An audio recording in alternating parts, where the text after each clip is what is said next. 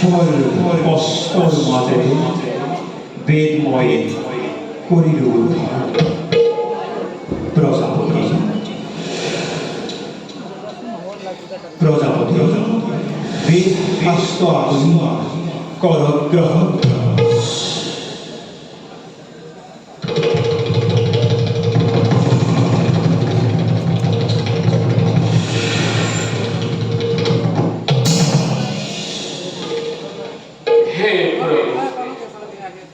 আপনি এই রূপ ধারণ করিব হল প্রভু রাজা হইত যেতিয়াই পৃথিবীর অধর্মরে গা করি উঠে তেতিয়াই মই নানা সময়ত নানা রূপ ধারণ করি ধর্ম প্রতিষ্ঠা করার হেতু রূপ বিভিন্ন রূপ ধারণ করিব লগা হবে আজ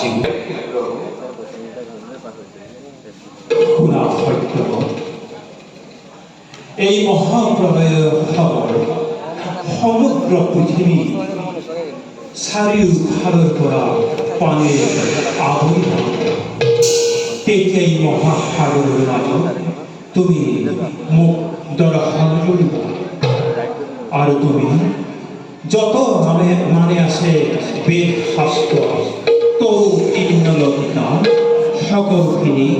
পিছৰ কল্পৰ বাবে তুমি সংগ্ৰহ কৰিবা আৰু মোৰ এই মৎস্যৰ ওপৰত সন্মুখ ভাগত যি শিং দেখিছা তাতেই তুমি তোমাৰ নৌকা বান্ধি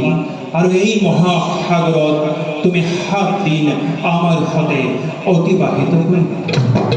আৰু মহাপ্ৰলয়ৰ শেষ হোৱাৰ লগে লগে তুমি সমস্ত